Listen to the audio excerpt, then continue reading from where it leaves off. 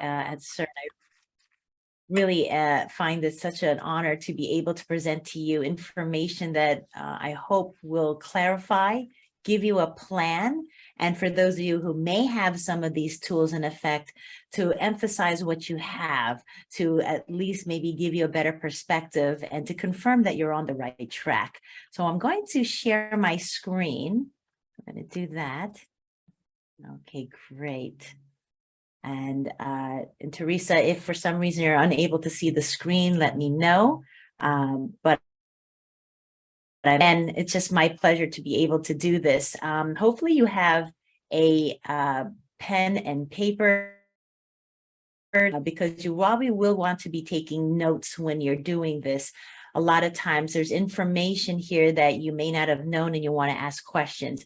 We'll be taking questions at the end. You can either volunteer or send it in via chat, which would be great. And we'll go through all the questions. So the first thing I want to make sure we all see here is also that I'm here to educate. I'm hoping that you have as much information to get a good handle and to be comfortable with what we're going to be learning today. If you do need specific legal advice, let me know. We're always happy to chat with you individually. So again, what I'm hoping today, we're going to go over the intermingling of these various areas that come about when we have a loved one with special needs, or if you know someone with special needs or who's disabled. We're going to talk about public benefits. I'm going to go over special needs trusts and the ABLE accounts, guardianships, and just overall planning. A lot of this probably can feel a little overwhelming, but we're starting today and you're starting to get the relevant information that you need to be on the best path. So this is a great presentation for you if you're worried about having a loved one in your care and you're not sure what to do, feeling overwhelmed, and just overall anxiousness. A lot of times we can get a lot of information online. We can meet a lot of people, but getting the right information and finding out a path sometimes is probably the most challenging things that we could do. So starting ahead is so important. And one of the reasons why is that because when we plan, we really then have that wherewithal, the clarity to find out what we can do. We really can flesh out about the person's quality of life and really take advantage of what is the best that we can provide for them. And again, when we plan ahead, we can potentially see where they're going to be. We can protect them as much as possible and really not feel limited. I've always felt that when we plan ahead and take this first step of getting as much information, we have options. When we do things last minute, when we do things in a rush, we feel that our options are limited and we really will have a tough time making decisions. So I really feel that this is probably one of the bigger things that we could do. So again, who we are. So before we begin, I just want to tell you a tiny bit about myself. I am first and foremost a mom. I'm married and I have two beautiful kids. I have Emma, who's now 14 going on 35, and we have Juliana, she's 13. And, Juliana is really a big reason about why I am doing what I'm doing. Juliana was born with Down syndrome, and as a result, I've decided to dedicate a large portion of my practice to helping others who may have a loved one with special needs and really flesh out some of the questions and some of the things and concerns that we all have, that I would have. A lot of times I do things because I personally have a question. I personally am concerned and I want to know what can we do about it. And whatever I find out, I share with my families immediately. And so that's why this whole forum with SERN is so important, because we're able to provide so much more information. So again, I do also own a law firm, and our law firm is a boutique law firm. We help families with special needs. We help find out what we can do to help them, from planning and to connecting them with other network professionals so that they could have the best life possible. I've always said that one of our missions, really, first and foremost, is to protect assets, protect our loved ones with special needs so that they can have a lifestyle that they deserve. That's always been one of my big credos. So as you see here, sometimes when we are overwhelmed with many things that we might have to do, I know for sure as a parent, we just feel like there's just so much to do. I love the saying, the days are long and the years are short. And they sure are long days sometimes. But what I've always tried to make sure is that when we help families, let's try to picture, what can we do? How would our perfect scenario play out? That, if we had a magic wand, how would we want things to fall into place? And one of the things I've asked my parents, I have a forum too when I help them, is I've asked them, what are the things that keep you up at night? And what are the things you'd want? And peace of mind, planning for their care, and to be financially secure.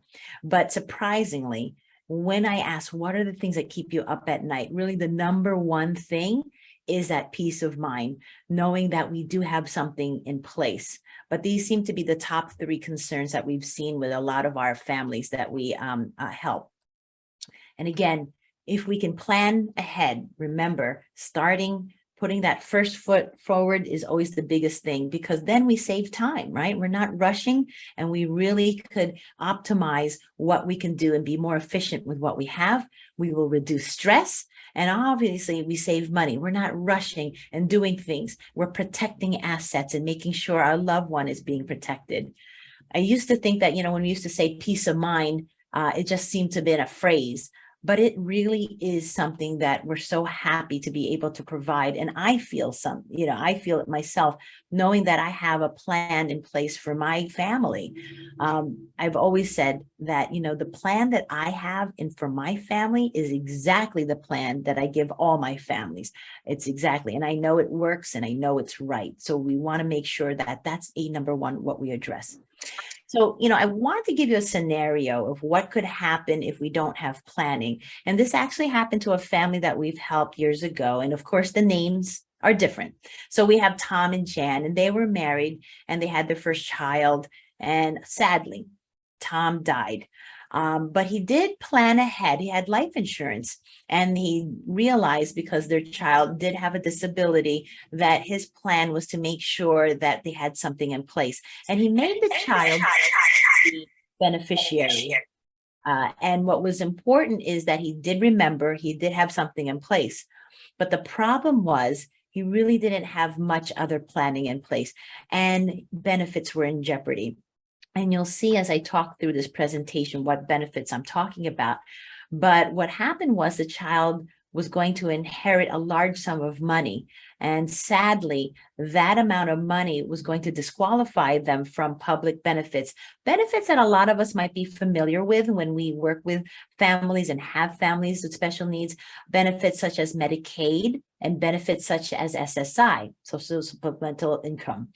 And those are benefits that are very critical and very important to our loved ones, because sometimes we may be in a situation where we may not be independent. We may not have them be able to take care of them independently. And so they do need this help from the government. But sometimes an inheritance, sometimes an infusion of assets could disqualify them. But the good thing is that there are tools where we can protect benefits that I'm going to be chatting about. So again, what we want to make sure we understand is that we need to take time. When we rush, bad things happen. But we want to start thinking, who are people who we would want to have on our team to help? Who are people that we need to surround ourselves with? And then we start. There is a saying of analysis by paralysis. So many times we have families where we help, but there's just so much detail, and I get it. And my job is to try to get through the detail.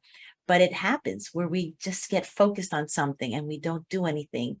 And again, years go by quickly and nothing was done. Now, when I had said previously that what we want to do is protect assets from having benefits disqualified, I want to go over what the public benefits are. So hopefully this chart will be helpful. Now, when we say public benefits, there's really about 3 categories we need to be familiar with. And again, for our families who are knowing this and have already been, or who are in it, I'm hoping this is a refresher. for those who may be starting out or who are just being new into this whole area, or a new parent, or a person who's just being welcomed into a family with a loved one with a disability, and you'll hear these terms. This is a nice information, a good start for you to understand. So public benefits. There are public benefits that are called means tested, and that's where Medicaid and SSI comes in. And why do they call them means tested? Because you can only get these benefits based upon the number of assets that you have. So if we have assets, and I'm just using conservative numbers, because the numbers are a little bit more particular and more specific. But again, typically the general rule of thumb is that for an individual, we cannot have more than $2,000 of assets in their name per month. If so, we cannot get these benefits of SSI and Medicaid. Those are typically the benefits we're trying to protect. Those are the type of benefits we want to be qualified for, okay? Then you'll hear about other benefits that are entitlement benefits. Those are SSDI, disability, and Medicare. The reason why they're called entitlement benefits is because we receive those types of benefits, maybe like the disability, based upon your work credits, your work history, and Medicare based upon your age, right? Has nothing to do with assets. That has nothing to do with your asset level, how much you receive. Those are not the type of benefits we usually don't are trying to protect, because the amount of assets you have in your name will not affect it. Usually, there are exceptions to every rule, but 99% of the time, no. Then there's other benefits we also have heard about. Section 8 housing, that's kind of like a voucher program, right? Where you would receive a certain amount of leeway to get into housing because of where you are in income level and things like that. And you have veteran benefits. Again, if you have a loved one who served, and we would thank them for their service, and because of that, they're entitled to a specific type of benefits that they could have. And those are those other benefits. But for the purposes of the presentation today, usually what we're looking at and talking about the means tested benefits. And again, with regards to assets, we really are looking for those that no more than 2,000 in their name. Again, always exceptions, but that is really what you're looking for. And it's critical and it's hard. That's a low number, and SSI in itself, right now you'll see varies. That's about, again, just summarizing and estimating, about $800 a month if you were getting an SSI money. That's hard to live on, right? Quite frankly, I'm waiting for them to raise that bar, raise everything, because those numbers have been stale. And I know there's things on the legislature that they're trying to do. Hopefully it'll happen. I really do. So what do we do? When we are applying for any type of benefits, you need to look at the type of qualifications that's involved. You can do a lot of these online, right? And then you have to start the process. And a lot of it is really gathering a lot of the medical documentation that you need to support what has occurred with our loved one. And I'll let you know, it's not easy. I really wish it was easy to gather all this stuff and that the application will take you 30 minutes and you're done. You do have to take time out. You do need to take your time. And again, start early. Reading these questions online, trying to do the application process when you have some type of urgency and pressure is very hard. It's very hard. And I've tried to help clients with that as too. And I could feel the pressure. You're reading it and it's exhausting. But please start early when you're thinking about these. So again, what I want to make sure is that you're understanding about public benefits and why the means tested benefits are the ones that we're looking at, what we're focusing on. And because they are not easy to get, the process is challenging. When we get it, when our loved ones qualify, we want to keep it. We want to do everything we can not to have them disqualified once we have it if they need it, right? So one of the tools I want to go over that will help you protect those benefits is a tool called a special needs trust. Now, just backing up, a trust is just a tool. There's many tools that we can use to help plan and do things, but a trust is just a tool, and a trust is like a box. I create the box, and whatever I put in that box, I can have it do certain things. And there are many different types of trusts. But for today, there's something called the special needs trust, right? And one of the reasons why we build these trusts is that we want to put certain things in it so that we can protect it and continue to be qualified for public benefits. We want to use the money for their personal care.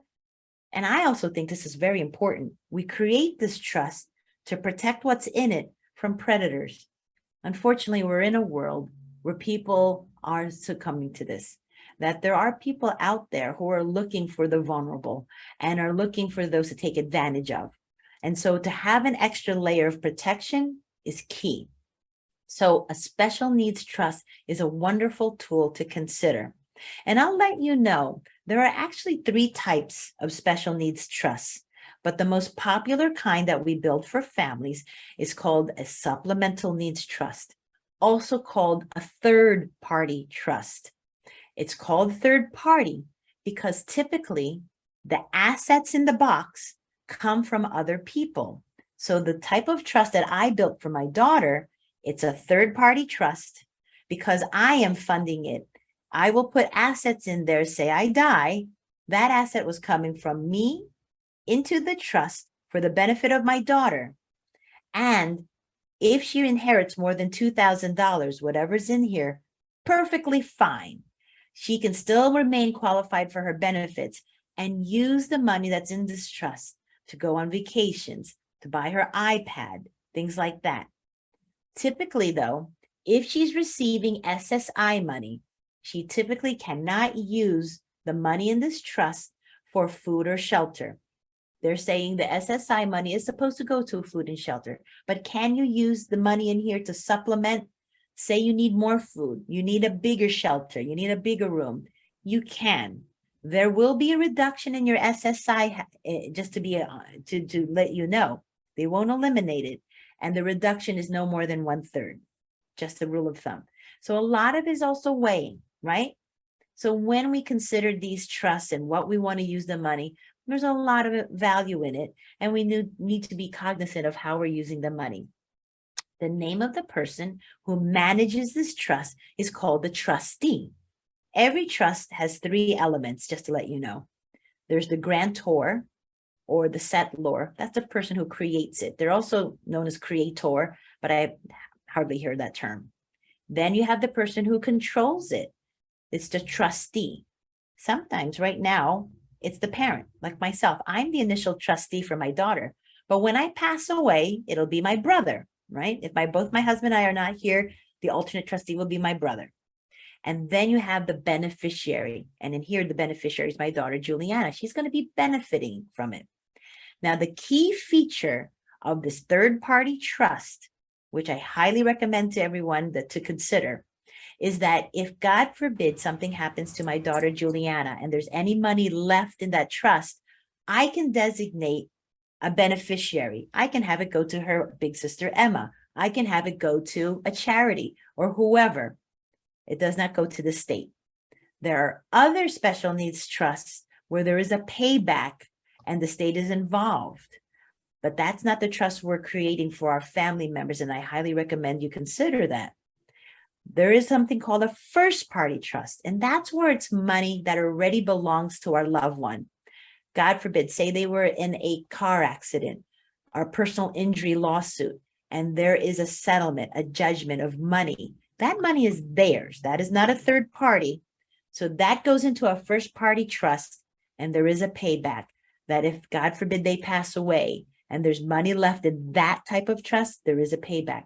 So it's very, very important to know the difference, and very, very important that when you're being helped and being asking for a trust to be created, that you know what kind of trust is involved, so you know how to plan, okay? So special needs trust, a great tool to consider for a loved one who has means-tested benefits, and they may be coming into money, say an inheritance, or you'd like to care for them otherwise. And like we said, planning is important. Here are my 2 kids. So that's Emma, that's Juliana.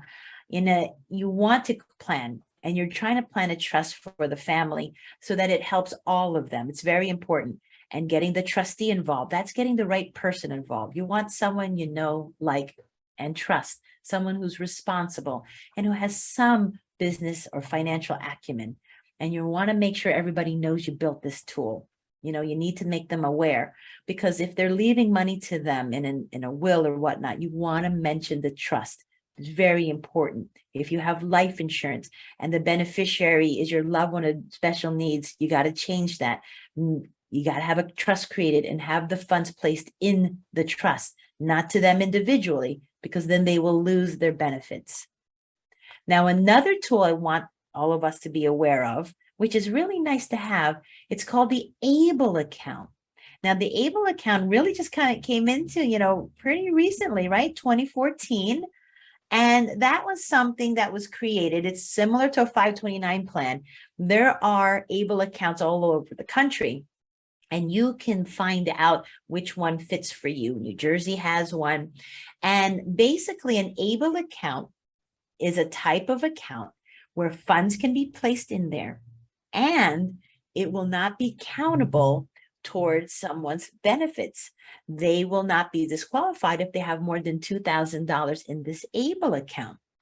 But there are things to be aware of. So an ABLE account really can be funded, but you can't put more than $16,000 a year. It's usually you have to check, every year they change not every year, but they do change the numbers. Last year was 15, now it's 16.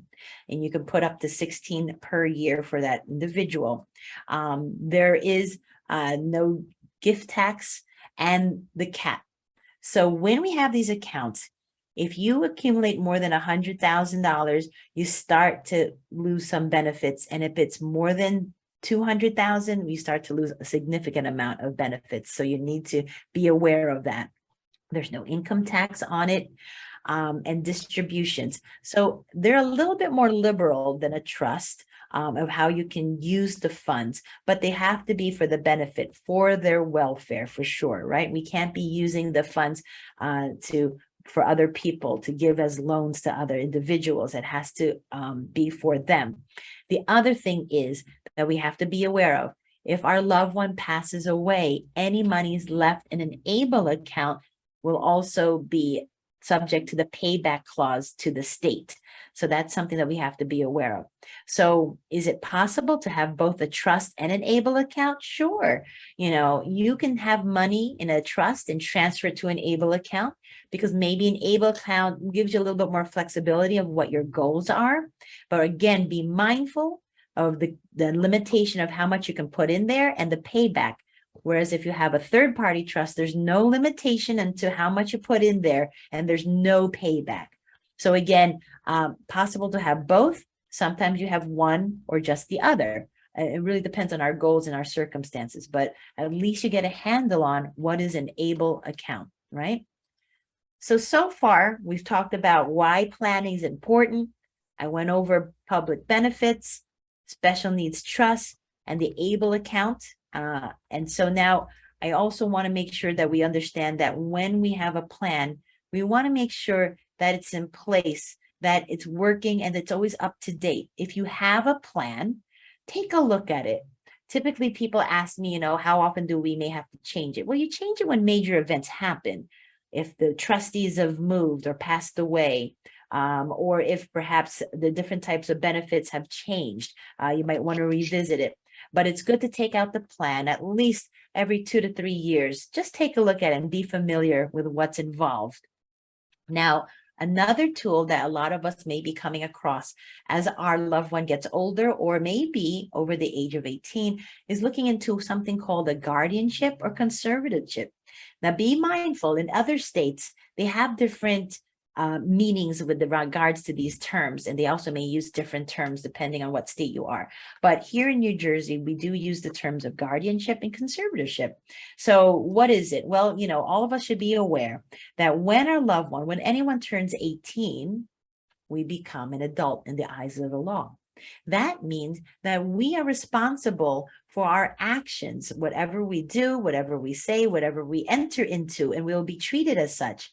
And it also means that if another adult tries to step in and do things for us, if they have no authority or legal authority, they will not be recognized. And this is sometimes a lot of the challenges that we have with our families, where we have loved ones who are over the age of 18 or 18 and older, and our parents want to be involved in a visit with a medical provider. They want to get on the phone with a financial institution on behalf of their loved one. Well, sometimes we may not be able to do that if we don't have the proper tools that puts you as a parent as a legal authority for them legally. You know, just because you're a parent, unfortunately, once our loved one is 18 or older, we will not be recognized. It is a bit of a shock, I know, to a lot of us. And a lot of our parents have been surprised of having problems later on. Well, they'll say, well, I've never had an issue. And then once they're older, 24, 25, in their 30s, if something have happened, they are surprised that they can't step in for their loved one and do things for them. It actually happened to a client of ours where she had no issues, always going to the doctors. Doctors were very kind to always have her in during the examinations, procedures, and things like that. Then her insurance provider changed, her employer changed insurance companies, and she had to get a whole set new of doctors. And unfortunately, that set had said that we don't know who you are. They're adults. You can't come into the room. And it was very stressful. So one of the tools to consider is something called a guardianship or conservatorship. And where this comes into play is where our loved ones may not have capacity to make decisions for themselves and may not be able to make decisions and do things without the help of another adult. Now, just to clarify, a guardianship is a legal court proceeding where a petition is filed with the court, and we are confirming and letting the court know that we would like to step up to be the guardian for a loved one, and we would like the authority, legal authority, to do things for them. And in a guardianship, that is requiring the court intervention. In New Jersey, you need 2 physicians to confirm the condition of our loved one, to fill out paperwork with that, and that a court-appointed attorney also visit the family and the loved one to confirm that this is the right thing that we're supposed to be doing. So that would be considered guardianship. And once a person is appointed as a guardian, you would have the right to make decisions regarding their health, their medical, and also financial. There are things called a limited guardianship, where we are just earmarking certain things that we want a guardian to be involved in, and that we are allowing our loved ones to have total control over. We've had clients say, well, I'd like my loved one, they're very involved in politics. They love about politics, so we want to earmark that they have the right to vote. My loved one, I think they'll have a good decision of where they want to work. They may have limited chances of opportunity to work in certain areas, but I want them to have that choice, that they can choose where they want. So I'll give them that opportunity. So there's ways where we can earmark what we can have them do. Now, there's also something called a conservatorship. So a conservatorship is also a legal proceeding where we feel that our loved one may not have the legal capacity to make decisions, but mainly conservatorships are with regards to financial, that perhaps they may not be able to help themselves when it comes to finances. And we want someone to step in to have that control, right? To have a guardian, to have a conservatorship. So those are the terms that are typical, and that you want to make sure that you have those in place. Now, a common question that we have is, well, Christine, what is the difference between guardianship and power of attorney? So a power of attorney is a document that says that I am appointing another adult to help make decisions for me, to step into my shoes, communicate for me, do things for me. So it sounds similar to a guardianship or conservatorship, right? Well, the difference is that a power of attorney, I need to have capacity first to enter into it and appoint someone. So if I have capacity and I understand what this document can do, and I am creating it, saying that I'd like to enter into it, and I want someone, say my husband, to be my agent, to be my power of attorney, in case I don't have capacity, that's when a power of attorney is appropriate. Where it's not appropriate is if I don't have any capacity and I am not able to understand this document and I can't appoint someone, or if I do, I may not understand the gravity of that document. So I just want to go over that popular question. So when is the best time to apply when we have to consider guardianship? So again, we've always felt the best time to apply is anywhere around 17 and a half years old, because that gives you the time to put it in place before they're 18. The paperwork is a little bit easier, in order for you to move forward. After they're 18, can you still apply for a guardianship? You sure can. The paperwork does get a little more challenging, but it's possible. And it doesn't mean that you've missed your time and that you can't do it anymore. No, please do. There are times that you probably may not have thought to need it, but I always think it's a very good thing to have someone legal in place, because if someone stops you and says, wait, I don't know if I should be talking to you or have you involved because so-and-so is 18 or older, that will stop you from the process. That'll cause more stress, more chaos and confusion. So you do want to consider something like this if you don't have one in place already. So hopefully that gave you an overview. So again, the family blueprint, what we're always welcome to make sure is that, we like to provide what we call the family blueprint session. And that is where we like to talk with families and just go over what all these tools do, which ones are applicable, which one would be very helpful for all of you. Sometimes we don't need all of them, but that is an important session that we love to propose to all the people that we help, all the families. So, it's been my pleasure to go over all of these. It's a lot of information. Each topic could be a workshop in itself, but I'm hoping I gave you an overview and give you a comfortable feeling of the terms when you hear them. Sometimes we hear a lot of these terms in play and it's hard to discern what's what, but at least you have an idea of what you should be looking for, what you should be focusing on when we have loved ones with special needs, or if you're a profession, that when you're hearing families talk about a guardian, a conservatorship, or they're wondering, they may turn to you and saying, do you think I should have this? At least you'll have a little bit of basis and foundation of where to start with. In our office, we're happy to work with everyone. Please always feel free to give us a call. Gina from our office will jump on the phone with you and start just gathering some relevant information. Myself and Christine Gursky are the attorneys in the firm, and we would strategize with you and really confirm what are the best things that we could see happening for your family. What are the best tools available? And, once you meet with our firm and anyone like that, I'm hoping you'll get clarity, you'll have a plan, and I'm hoping you would at least say, one of the best things I heard was when I helped a family member last week and we were going over what we think we should have for her loved one. And she walked out of the meeting, and I love when she says, Christine, I just feel like this weight is off my shoulder. And that's all I want. That's all we really want from all our families. And, I'm there too, they're always constantly thinking, constantly tweaking, thinking of what else can we do to help our loved ones, because these are things that I think about and that I worry about as well. So again, I thank you all. If you have any questions, please take a picture of the QR code. You'll have all of our information there. It's our phone number. Always happy to just jump on the phone, to see what we could do to help. And especially if you were here in this presentation, it's our pleasure to see what we could do to help you, complimentary to chat with any of our families and to any of the professionals who may have issues or just concerns about this area.